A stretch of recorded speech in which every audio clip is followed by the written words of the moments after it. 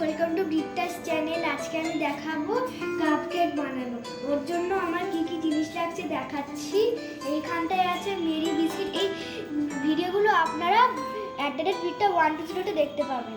এখানটায় আছে দুধ, এখানটায় আছে ডেয়ারি মিল্ক চকলেট, এখানটায় আছে কফি, এখানটায় আছে চিনি, এখানটায় আছে ময়দা, এখানটায় আছে বেকিং সোডা, এখানটায় আছে বেকিং পাউডার, এখানটায় আছে লবণ।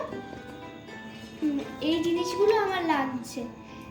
আর এই যে এরকম আমার একটা জিনিস আছে কাপকেক বানানোর জন্য। যদি আপনাদের কাছে না থাকে আপনারা ছোট ছোট বাটির ইউজও করতে পারেন।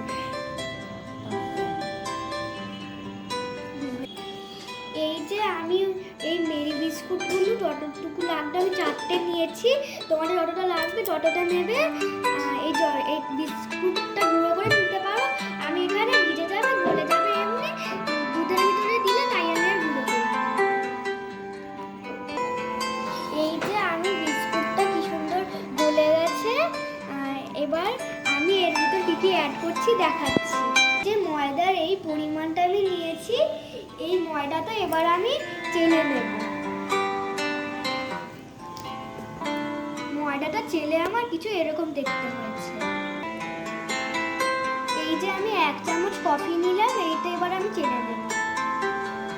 চালার পরে কফিটা আমার এরকম দেখতে হয়েছে। এইবার আমি এই দুটোকে মিশিয়ে নেব। এই ময়দা আর কফিটা চেলে মেশানোর পর আমার ময়দা আর কফিটা এরকম দেখতে হয়েছে। এই কফি আর ময়দাটাকে ভালো করে মেশাতে হবে, না হলে এইটা খেতে ভালো লাগবে না।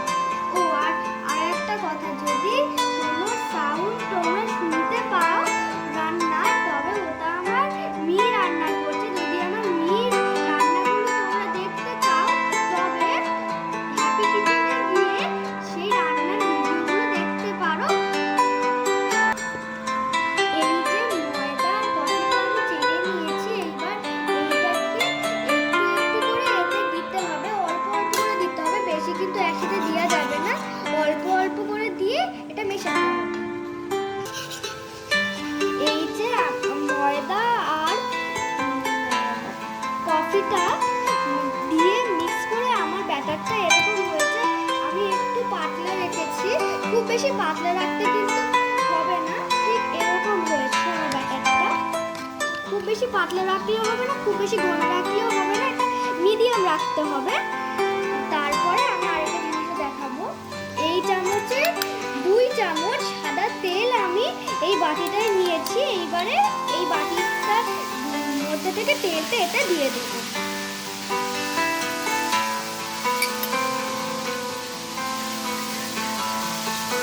আমি আরেকবার দেখাচ্ছি যে কেমন থিকনেসটা আসবে।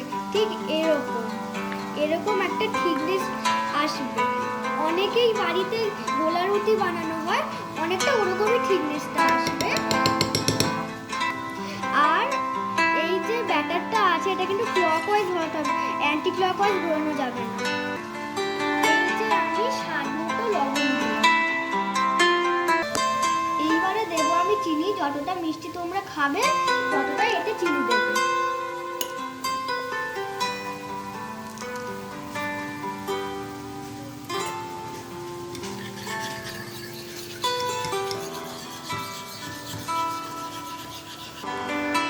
এই যে এতটা আমরা চকলেট নিয়ে নিচ্ছি। এই যে 4 টুকরো আছে, এটা আমরা মেল্ট করে নেব।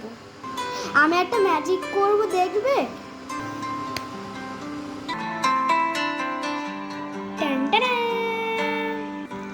এই যে এই চকলেটটা আছে, এই চকলেটটা এবার আমি ব্যাটারে দিয়ে দেব।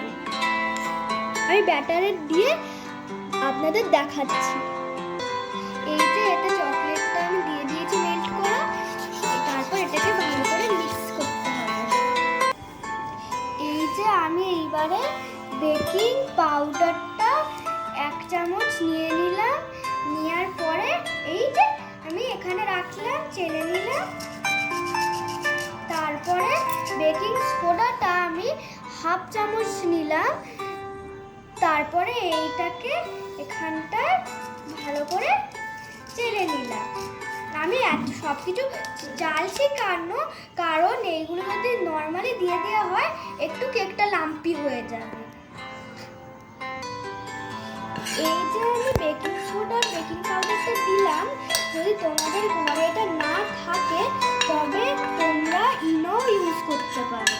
তারপর বেকিং সোডা আর বেকিং পাউডারটা দিয়ে খুব তাড়াতাড়ি ভালো করে মিক্স করতে হবে, নাহলে এটা তো ফোলার জন্য দেয়, নাহলে এটা ফুলবে না কেকটা।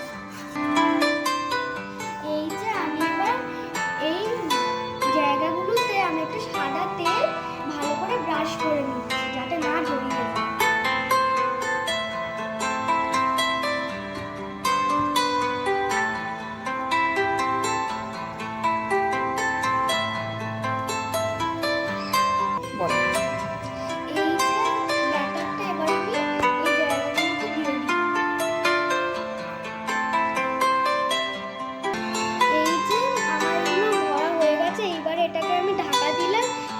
গ্যাসে এটা লো ফ্লেমে দিতে হবে। এই যে এইটা আমি দিয়েছি, এইটা প্রথম 1 মিনিট হাই ফ্লেমে রাখতে হবে, তারপরে 20 মিনিট লো ফ্লেমে রাখতে হবে। প্রথম হাই রাখতে হবে কিন্তু 1 মিনিট, তারপরে এটা ছুরি দিয়ে দেখতে হবে গিতে যদি ছুরিতে লেগে যায় তবে ওটা কাঁচা আছে, যদি ছুরিতে না লাগে ওটা সুন্দর হয়ে যাবে। তারপর ওইটা নামিয়ে 5 মিনিট মতো এমনি রেখে দিতে হবে। এই যে আমি এটাকে খুললাম, তারপরে এই যে ছুরি দিয়ে এটাকে আমি এখন টেস্ট করে দেখছি।